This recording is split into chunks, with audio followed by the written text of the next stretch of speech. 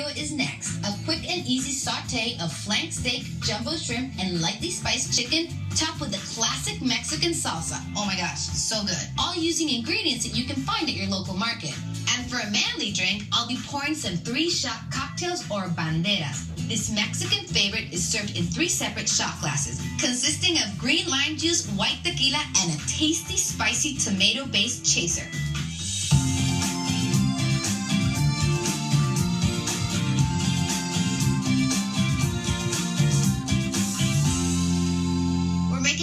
Foolproof Mexican rice, which happens to be one of my dad's favorites, and he's coming over for a luncheon, so I want to make sure that everything's perfect. To start off, we're going to clean up some tomatoes. We're just going to core them.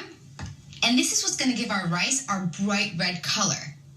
Now, I think in every house across Mexico, every home has a recipe for Mexican rice, because it's one of those things that every Mexican knows how to make, or every Mexican mom knows how to make. So just cut these up. Just like this, seeds and all. It's going to get processed and then strained, so don't worry about the seeds. So just put them in here, and then we're going to add some broth.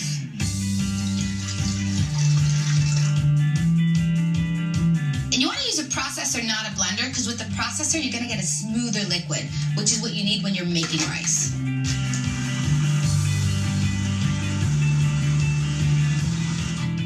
And that's all you need in terms of your liquid. Now, next up, we're going to heat up about a tablespoon of oil. And then I'm going to chop up my veggies that are going to flavor my rice. Starting off with a big onion. And you want to get a really fine dice because this is going in there with the rice, just as is.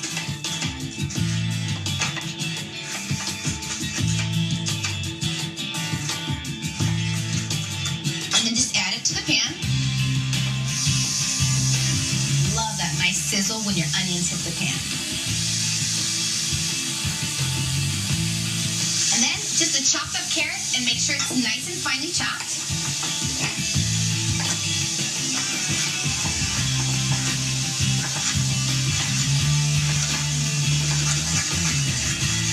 And it goes in there with your onion. And last thing, we're going to add 1 garlic clove.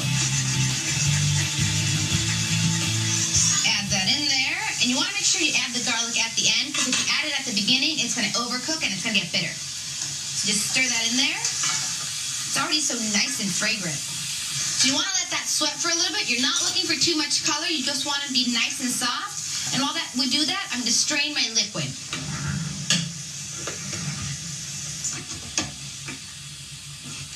Just pour that in there.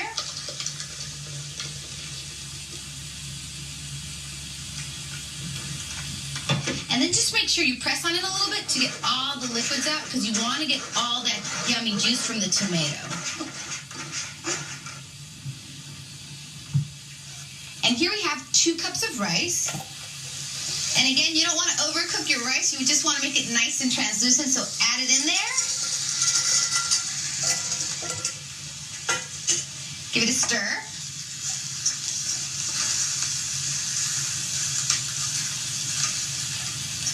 And this tomato liquid is what's going to color our rice. So just go ahead and add that to your rice.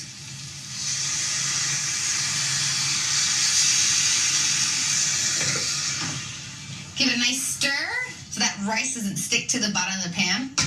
And then we're going to need a bay leaf to flavor this a little bit more. So we're going to add 1 bay leaf.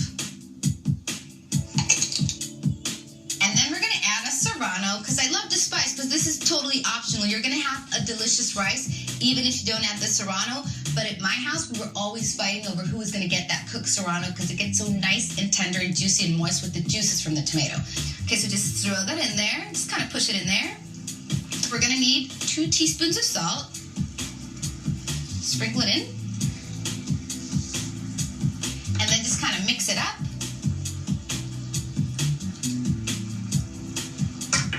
And then you let it come to a boil over high heat, and then you reduce heat, cover and simmer until your rice is nice and tender. And while that happens, I'm going to get everything ready for my luncheon.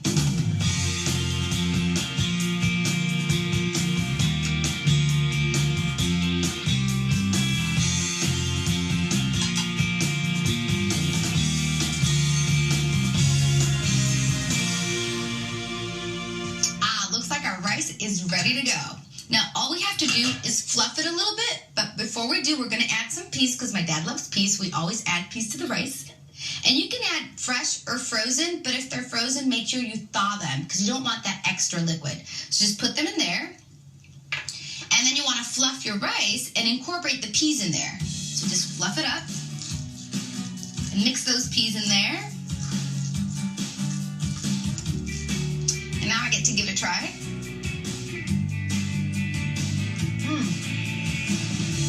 Foolproof rice that's full of flavor, just like my dad loves it. Next, it's a perfect blending of flavors from Landon's.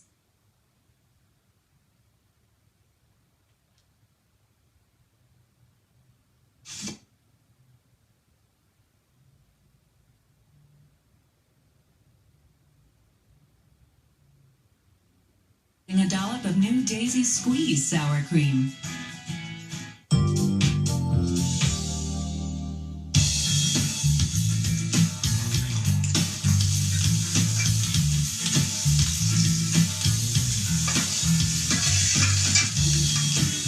We're making a spicy surf and turf trio, and when my dad is coming over or my brother, this is totally a requirement. It's one of their favorite dishes, and it's so easy to put together. When the Valladolid boys are coming over, this has to be on the table. So to start off, we're going to make a sauce. And all we've got going on here are some tomatoes, a quartered onions, and a couple garlic cloves that have cooked in a little bit of oil.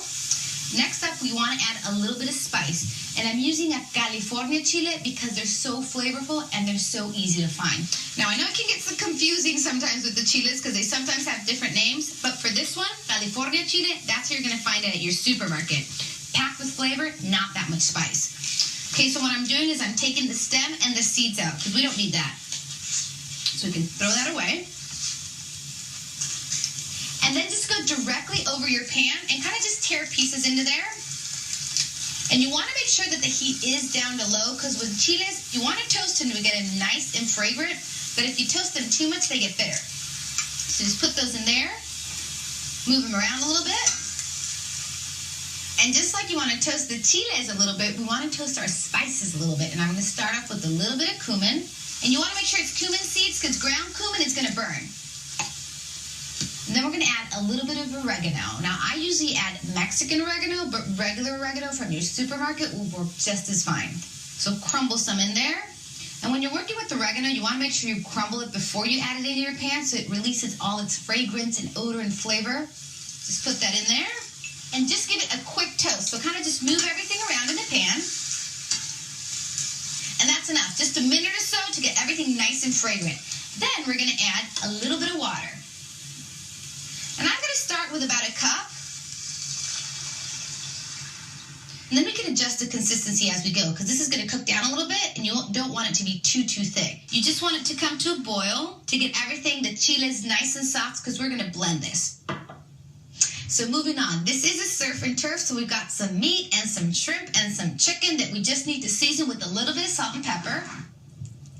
But in terms of the protein that you're using for this dish, you can go for anything that you've got going on at your house or at the supermarket. You can use a fish fillet, anything's gonna work because what's so delicious is the sauce and it pairs nicely with anything you've got going on the grill. So salt and pepper on both sides. This side needs a little more pepper. And I've got a grill pan going on over here, over medium-high heat. It's nice and oiled so nothing's gonna stick. And then just add it to your grill. Then a couple pieces of shrimp, maybe 4 or 5. And just sprinkle all over with salt and pepper. My dad's a meat guy, but my brother is gonna go crazy with this colossal shrimp. It's so huge, it's very pretty. And just split these over. You want salt and pepper all over the place.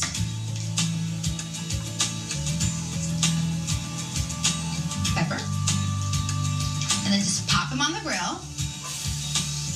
And these are pretty big, so they are going to need a couple minutes on the grill, but you want to make sure you don't overcook them because they get all tough. So when they curl up into a circle like that, it means they're overcooked. So make sure to be watching your shrimp. Next, we're going to season up some chicken. And now you can use the thigh or the drumstick, whatever piece of the chicken you want to use. It'll be great with the sauce. A little bit of salt and pepper. and just pop it on the grill. Now for our sauce. Okay, that is looking good.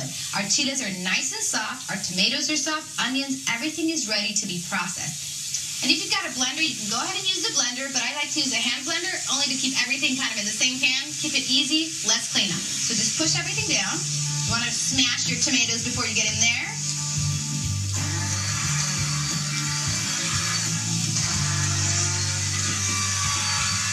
Just puree that up.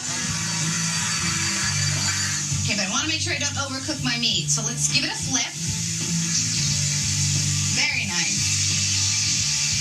Now for our shrimp. Yeah, just nice and pink. And not curled at all. Just like that. Very nice.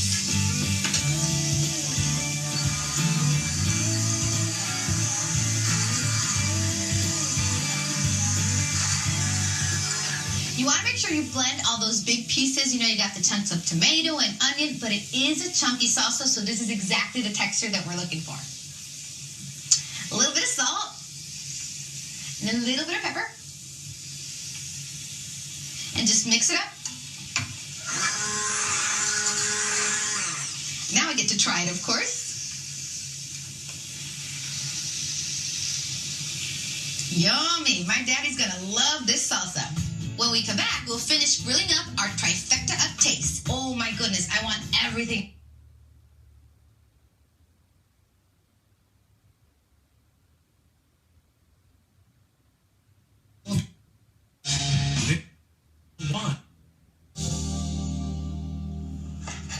Let's finish up our spicy surf and turf trio. Now we've got all our grilled meat and shrimp and chicken going on over here. And we're going to add a little bit of grilled cheese to this dish because it's going to be so amazing. And here I've got panela cheese. Now, if you don't have panela cheese, it's a Mexican cheese that's nice and moist, so it stands up to the grill. You can use a fresh mozzarella. And we just kind of want to mark it a little bit.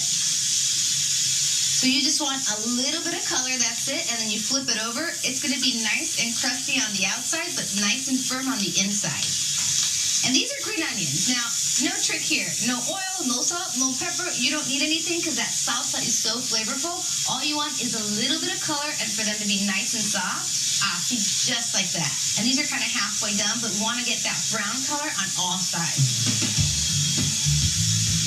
And these are going to go in there with your shrimp and your chicken and your meat. Absolutely delicious. Let's check on that cheese. There we go, perfect. Not too much color, we just want a little bit of the crust on top. And for an authentic surf and turf trio, I like to use one of these.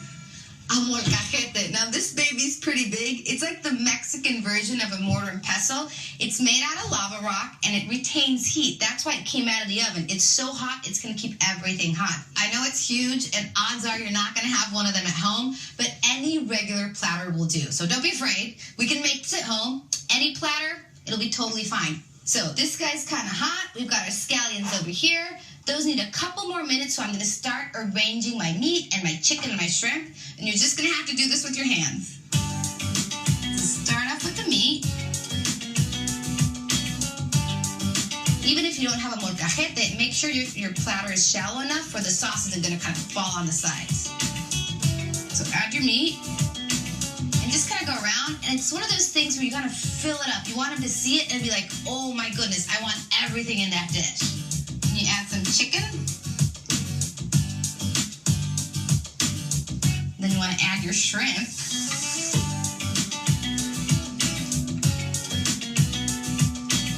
Then we take our nice soft cheese and just slice it up and throw it in there with everything else.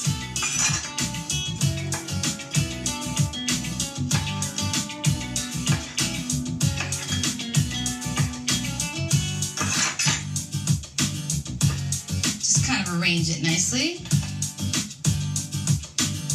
And then your green onions, just put them in there.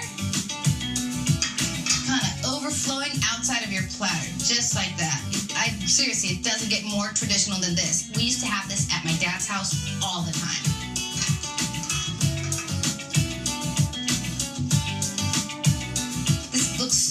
amazing, and it doesn't even have the sauce on it yet.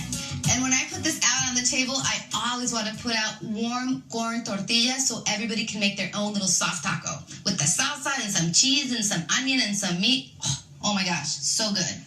So just warm up your tortillas, corn tortillas, on the grill or directly over a gas burner. But you have the grill going on, you might as well do it there. So just put those on there. And they just need a couple minutes. You don't want to get any color. You just want it to be nice and soft and pliable so you can roll it up into a soft taco. Then I'm going to wash my hands.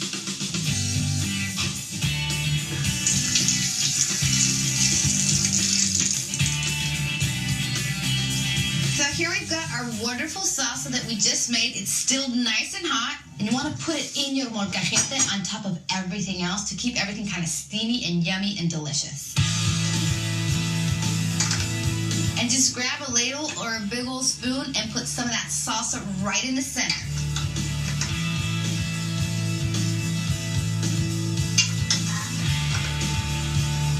This is one amazing dish right here. You want enough salsa for everybody, but you want to reserve a little bit, you know, in case you're getting low on salsa a little bit later, you can come in and add a little bit more. So it looks like everything is set. I'm just going to warm up some more tortillas because the Valladolid boys are on their way. Silver Tequila has never had two better friends than when it's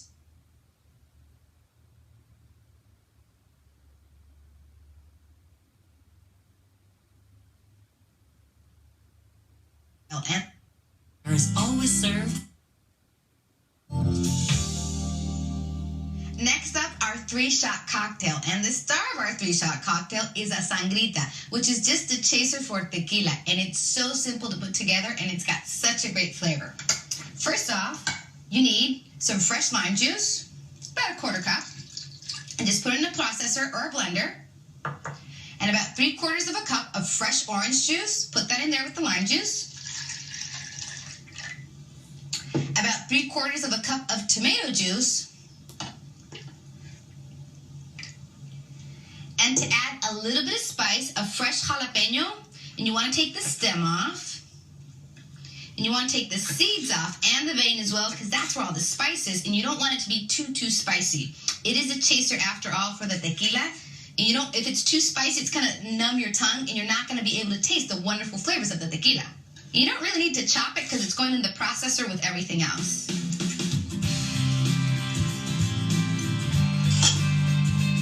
Add that in there. And a pinch of salt.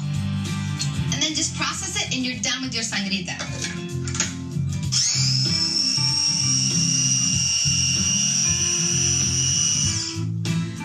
And that's it. Just pour it into a small little pitcher.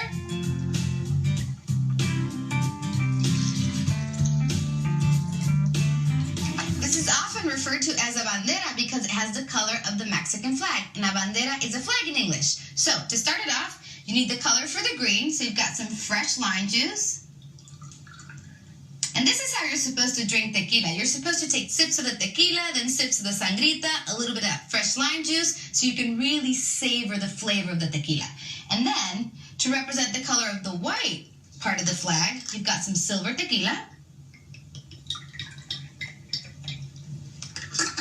Of course, for the red, you're going to add your sangrita.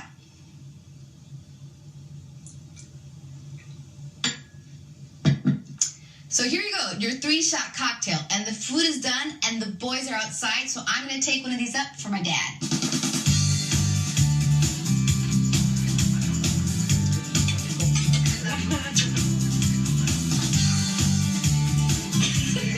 A little bit of Mexican rice, everybody.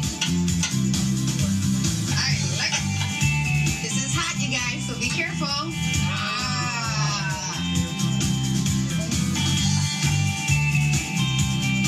Hermano, how's the rice? Very good.